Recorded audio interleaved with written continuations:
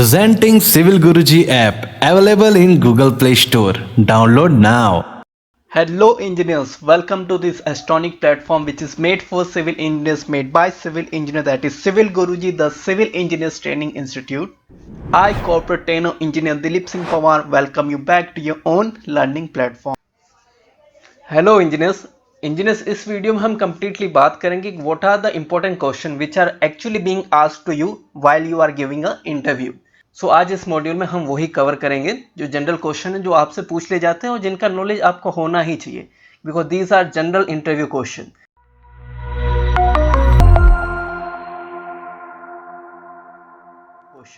सो सबसे पहले स्टार्ट करते हैं अपने फर्स्ट क्वेश्चन के साथ। इंजीनियर्स, हमारा जो फर्स्ट क्वेश्चन है वो है steps involve in the concreting process. Concreting work को करने में क्या क्या स्टेप्स हमें फॉलो करने होते हैं, ये इंटरव्यू क्वेश्चन बहुत बार पूछा जाता है। सो कौन कौन से स्टेप्स है जो हमें फॉलो करने चाहिए? फर्स्ट वन है बैचिंग, सेकंड है मिक्सिंग, थर्ड है ट्रांसपोर्टेशन एंड प्लेसिंग, और फोर्थ वन है कॉम्पैक्शन ऑफ कॉन्क्रीट।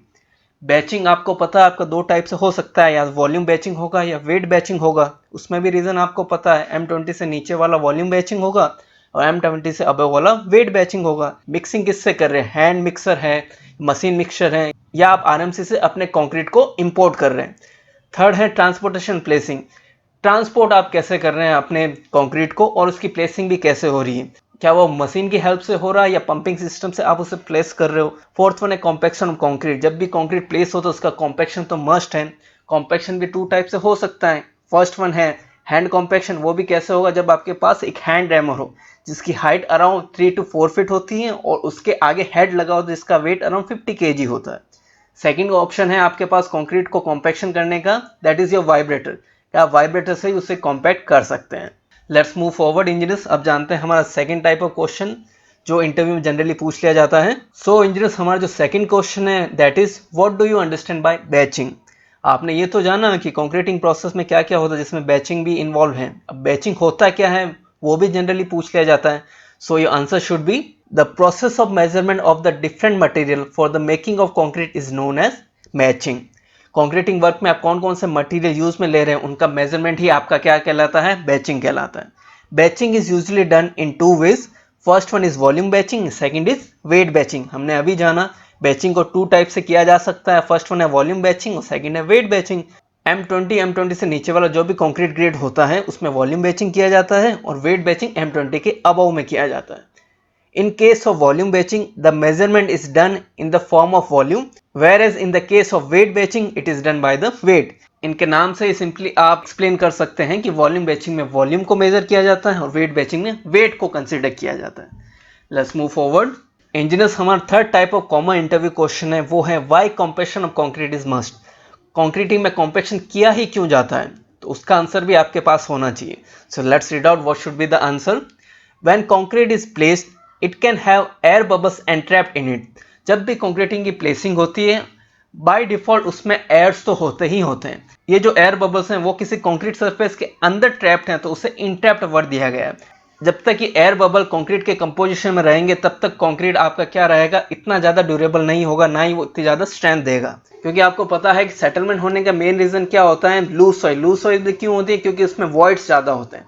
जब भी ऊपर से लोड अप्लाई किया जाता है तो वॉइड्स अपने स्पेस को एलिमिनेट कर देते हैं और वो स्पेस किससे फिलअप हो जाता है? अपर लेयर से फिलअप हो जाता है, तो इस वजह से सेटलमेंट होता है। तो सेम प्रिंसिपल यहाँ भी अप्लाई होता है। जब तक कंक्रीट में एयर्स रहेंगे तब तक कंक्रीट आपका क्या रहेगा, इतना ज़्यादा ना तो ड्यूरेबल होगा ना ही वो इतनी ज़्यादा स्ट्रेंथ है। इनका एलिमिनेशन तो मस्ट है। अब हम जानते हैं कि इनका एलिमिनेशन कैसे किया जाता है। In order to reduce the air bubbles the process of compaction is perform. Compaction process को परफॉर्म करने का मेन रीजन क्या है? To eliminate air bubbles. Compaction is generally perform in two ways, by hand और by the use of vibrator. हमने अभी जाना था कि कॉम्पैक्शन को कितने दो वे से किया जा सकता है, या तो आपके पास हैंड कॉम्पैक्शन हो या वाइब्रेटर हो। कॉम्पैक्ट करेंगे तो एयर बबल्स अपने स्पेस को वैकेंट करेंगे और वो स्पेस किससे फील हो जाएगा? अपर लेयर से फील हो जाएगा, and that time concrete will act as a solid barrier. कोई भी मटेरियल अगर सॉलिड है तो उसे आप इजीली कंप्रेस नहीं कर सकते। Same principle goes with the compaction of concrete.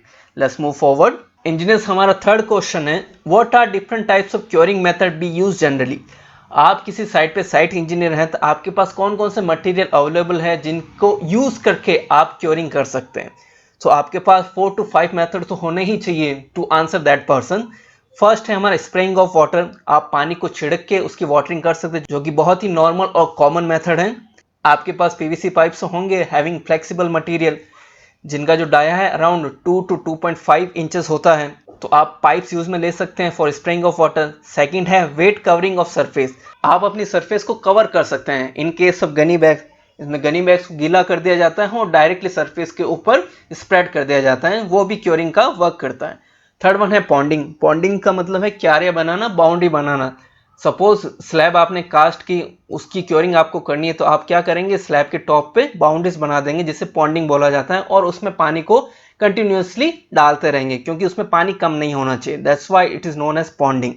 Fourth है स्टीम क्योरिंग, आप स्टीम की हेल्प से भी एग्जीक्यूटेड वर्क की क्योरिंग कर सकते हैं। फिफ्थ है एप्लीकेशन ऑफ क्योरिंग कंपाउंड, अगर आपकी साइट पे क्योरिंग कंपाउंड अवेलेबल हैं तो ऑब्वियसली बाय डिफॉल्ट आपको क्योरिंग कंपाउंड यूज में लेना ही पड़ेगा to do the curing.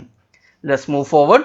Engineers हमारा लास्ट क्वेश्चन है, it is generally related with the highway, why concrete barriers have curved surface profile. आपने देखा होगा हाईवे पे कंक्रीट बैरियर्स होते हैं, उनका जब अलाइनमेंट आप देखेंगे तो आपको वो कर्व शेप में लगेंगे। अब उसका रीजन क्या है, वो कर्व शेप में क्यों होता है, let me read out for you. The purpose of concrete barrier is not to observe energy of vehicle crashing into the barrier. Concrete barrier को यूज करने का जो मेन पर्पस ये नहीं है कि कोई भी व्हीकल उससे हिट हो रही है तो वो उसकी एनर्जी को ऑब्जर्व कर रहा है, but to retain them. Concrete barrier का जो पर्पस है हिट हुई व्हीकल को रिटेन करके रखना, उसे आगे नहीं जाने देना। Barrier has curved design so as to follow the vehicle that hit them to slightly go up on the barrier but not overturn। Curve shape होने का रीजन क्या है, जैसे ही व्हीकल उससे हिट होगी तो कर्व डायरेक्शन में ही व्हीकल आगे मूव होगी, वो ओवरटर्न नहीं होगी। ओवरटर्न नहीं होगी तो एक्सीडेंट को हजार्डियस फॉर्म लेने से प्रिवेंट किया जा सकता है। Along with this, there is one more reason why we use concrete barrier having the curved surface. Barrier also prevents the vehicle from again getting back on the road by rebound, thus reduces the chances of other vehicle hazard। Curved surface profile के concrete barrier को use करने का एक reason ये भी है कि कोई भी व्हीकल इससे अगर हिट होती है तो उसे वापस रिबाउंड नहीं करती, उसे पुश बैक नहीं करती।